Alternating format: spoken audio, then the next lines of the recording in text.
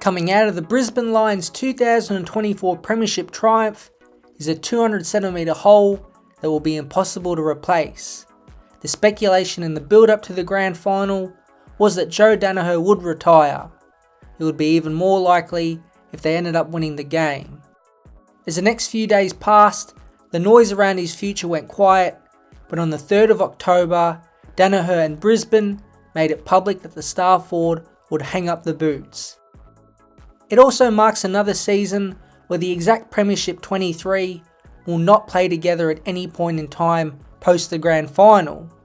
In a little twist, Chris Fagan at the Brisbane Best and Fairest told this story. I'll just tell you a little story though before he comes up and says a few words.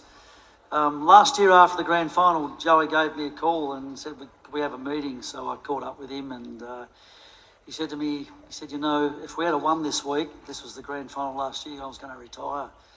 And I thought, oh, geez, I hope he's not going to retire.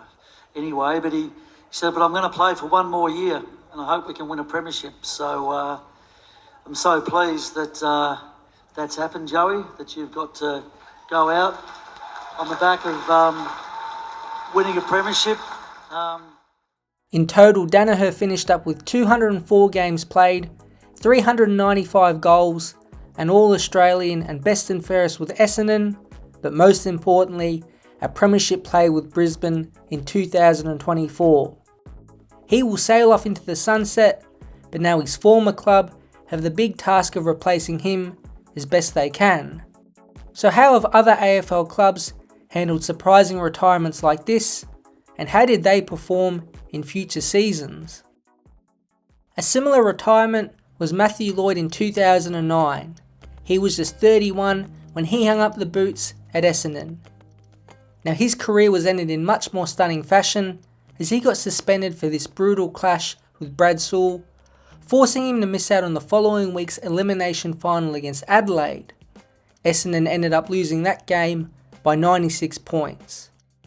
Lloyd mainly retired due to a lack of hunger and already giving his all to the Essendon cause. His 35 goals in 18 games in 2009 led the Bombers and made it 3 straight seasons he topped the goal kicking. In the 2009 season, Essendon finished 8th, although only on 10 wins. So without Lloyd's experience and goals, how did they go the following years? Well, not great. In 2010, the club won just 7 games, 2011 had 11 wins, and 2012 had the same total. It wasn't so much the team as a whole fell off dramatically, but understandably, they couldn't find a replacement key forward. It took a remarkable 7 seasons for another Essendon player to top Lloyd's 35 goals which he kicked in 2009. That total to begin with isn't high, so it goes to show you the struggle Essendon had in finding their new man. By the way, the player to topple Lloyd's goal mark was Daniher in 2016 with 43 goals. The next year, he would go on to kick 65, win the Best and Fairest, and be named All-Australian. Now a club that did deal with a big retirement well was Richmond during their golden run. Going into 2019, Alex Rance had established himself as one of, if not the best defenders in the competition. He could lock down opponents and come off his man acting like a brick wall on the field. His ability would be taken away from Richmond in round 1 as he ruptured his ACL against Carlton.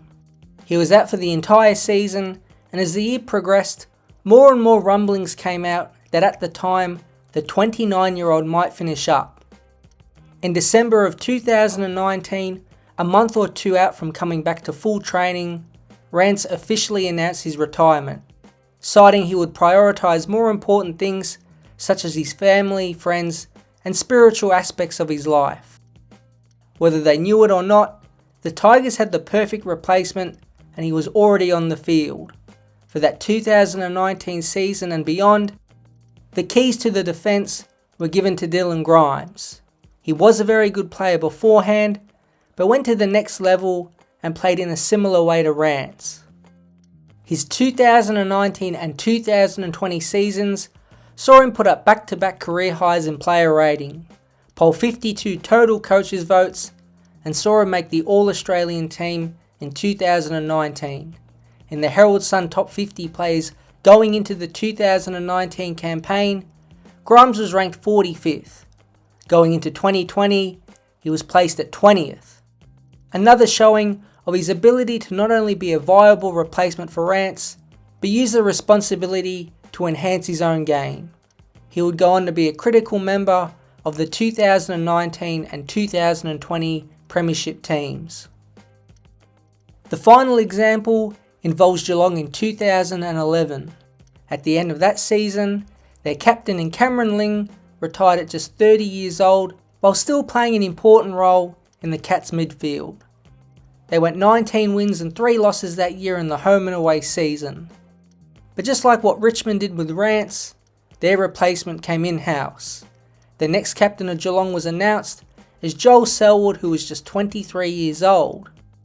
Now, it did take 11 seasons after 2011 to win another premiership and for Selwood to hold up the cup himself, but we all know Geelong were in the mix most years post Ling's retirement. In 2012 they finished 6th, 2013 2nd, 2014 3rd, before dropping out of the top 8 for 1 year in 2015. Even after their captain decided to retire relatively early, Geelong were able to keep stable and pick a great successor. So what do these previous situations tell us is most likely to happen with Brisbane? Well, as of right now, someone internally will have to take a big step up in their role in the side. Now, it does seem Brisbane have planned for Daniher's retirement. On Trade Radio, the Lions football manager Danny Daly said, "There's been a bit of work done by Dom Ambrosio the last few months," Daly said. "They're hard to get key forwards. I'm sure there'll be a lot of discussions between Dom and other clubs about potential key forwards that are out there. The really good ones are in contract, so we might have to make do with what we've got on our list."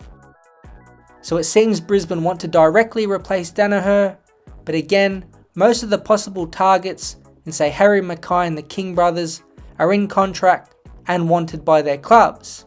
So the only viable target is Tom Lynch, but we all know he is very injury prone and expensive. His contract at Richmond is back-ended and worth well over $1 million per season, so the risk versus reward in pursuing him may not be worth it. So within Brisbane's current squad, who fits the mould?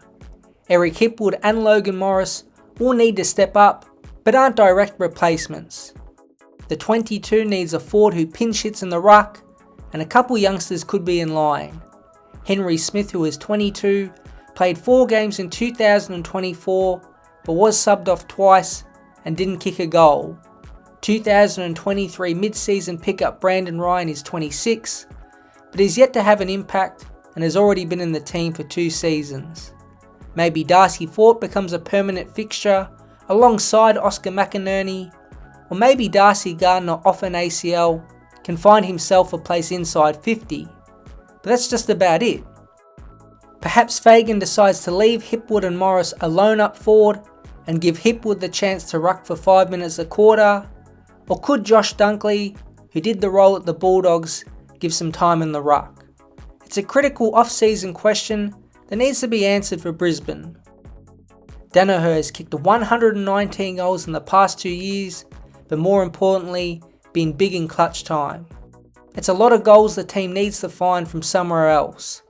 We have seen teams in the past lose marquee names before and go on to win premierships, but with losing the unique player Daniher is, it adds an even bigger challenge for Brisbane in their goal to repeat in 2025.